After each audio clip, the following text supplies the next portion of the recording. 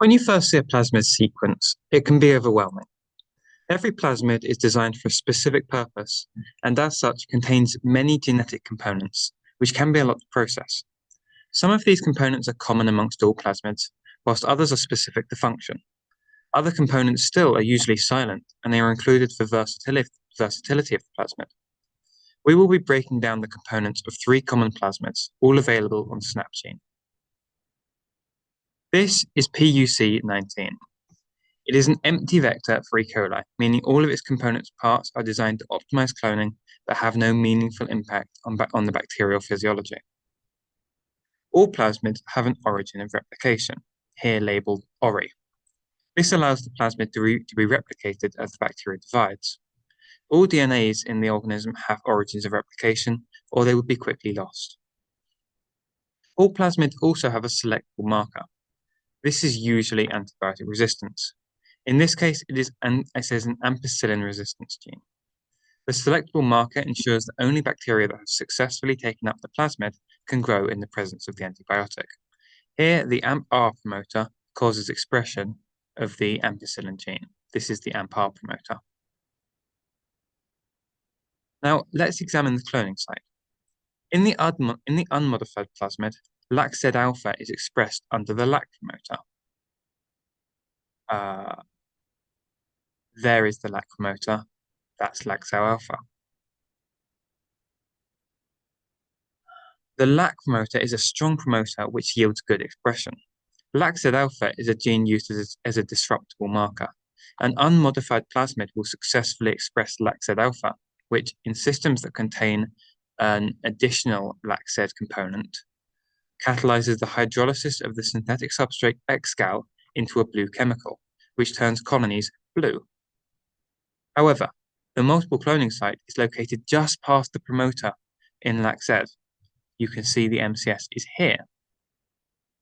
An MCS is a sequence that contains many common restriction enzymes, such as the ones highlighted here. For example, XBAR1, BAMH1, EcoR1, SAC1.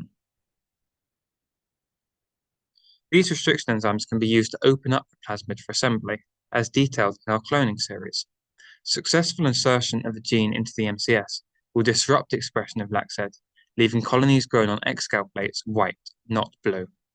This allows colonies with the insert successfully assembled to be selected visually. You will also have noticed the M13 sites. These have no impact on plasmid behavior, but serve as excellent and well-characterized primer annealing sites. They can be useful to amplify the insert to sequence it. You may also have noticed the LAC operator. In the absence of the repressor LAC-I, it is silent. It actually doesn't have any impact. However, its presence here gives the plasmid versatility.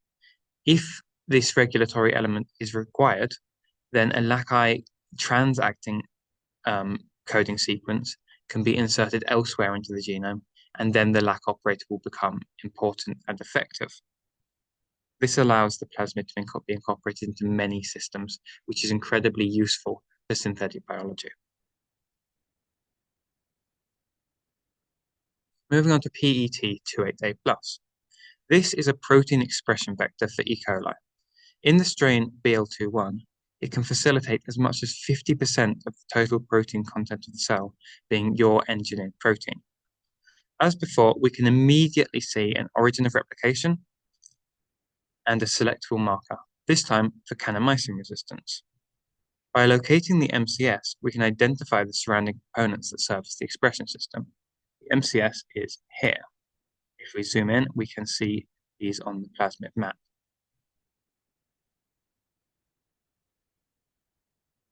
Notice that the annotations are all reversed. This means that the sense strand is the reverse complement sequence. So, for example, all these arrows are reversed. The promoter, RBS, and terminator are necessary components for expression. Here we have the T7 promoter, the RBS, and the T7 terminator. These parts are all detailed in our parts series. This time, the LAC operator is in effect because the LAC-I protein, inhibitory protein that binds the operator LAC-O, the LAC operator here, and the LAC-I protein here, are both present, and it's also constitutively transcribed by the strong LAC-I promoter. Therefore, the system only expresses the inserted protein in the presence of the inducer IPTG. This allows the cells to grow to a high density before introducing the stress of protein production. This plasmid includes the start codon, ATG, followed by several sites, all of which can be used for purification. For example, the His tag translates to 6 histidines, which can be used for nickel affinity purification. We can demonstrate this with a quick translation. Remember, it's in the reverse complement. So I will select that. I will click Create, Translation, and it's gone off of it for some reason. I will click Create, Translation, Reverse, Create, New, Save, and you can see it translates into 6 H's, 6 histidines. The MCS is located immediately after these tags, here, and the nucleotide sequence for the protein being expressed should be inserted into this site. Remember to ensure reading frame is correct. This can be checked by creating a translation from the start codon, as we did for the His tag. So we would start here for that translation. This is all that is needed for efficient expression, but the plasmid also contains a ROP gene. This ensures a high copy number of the plasmid to maximize expression, because more plasmid means more copies of the plasmid means more DNA that mRNA can be transcribed from. Additionally, the plasmid contains an F1 ori. This is silent in E. coli, but acts as an origin for filamentous phages, so that this system can also be used to express proteins in phages, which increases the plasmid's versatility again, thereby making it more useful for synthetic biology.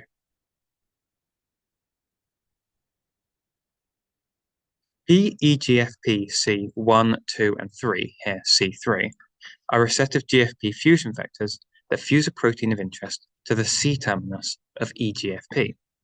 Fluorescent protein fusions are usually used to localize proteins within cells for characterization. As always, the vector contains an origin and a selectable marker.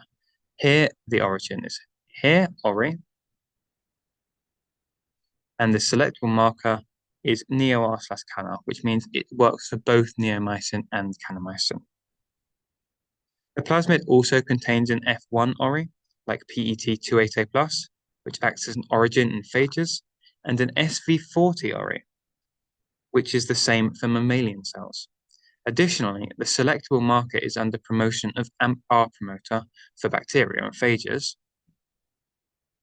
and SV40 promoter for mammalian cells. So there are different promoters for the different cell types, so that the antibiotic resistance is always transcribed. Additionally, there are poly-A signals. So, for example, here, HSV-TK poly-A signal. Again, this is silent in bacterial cells, it is silent in phages, but it is necessary in mammalian cells to ensure efficient termination.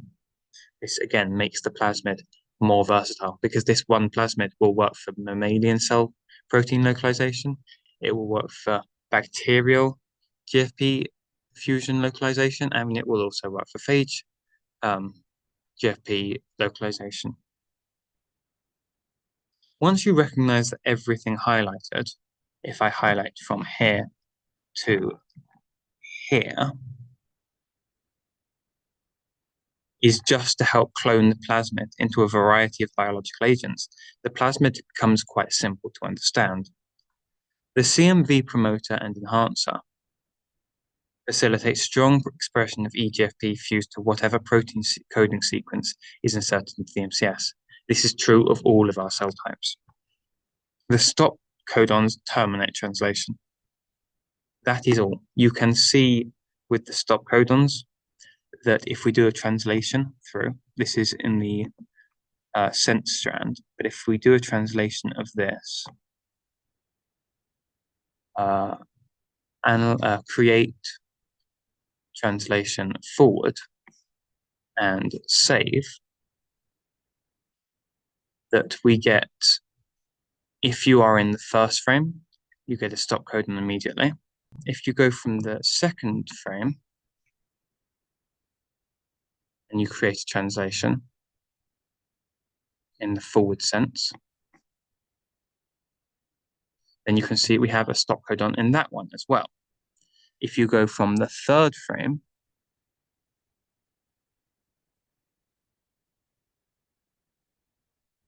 I can get it to go across, and we create a translation in this one,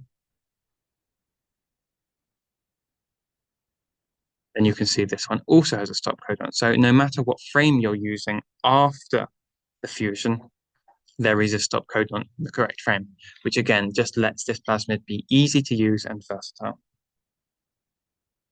It is important, however, on the other side, past the EFG-GFP fusion, to ensure that your reading frame is correct. So wherever you insert into the MCS, to make sure your plasmid design, your insert design is such that it will be inserted so that the insert is read in the same frame as EGFP. And if this isn't possible, there is also the two other plasmids, EGFP C1 and C2, which are slightly changed with frames to make it, again, easier to find a cloning strategy that works for you. By breaking these plasmids down into their individual parts, we can understand how the plasmids can be used in cloning, as well as how they achieve their function.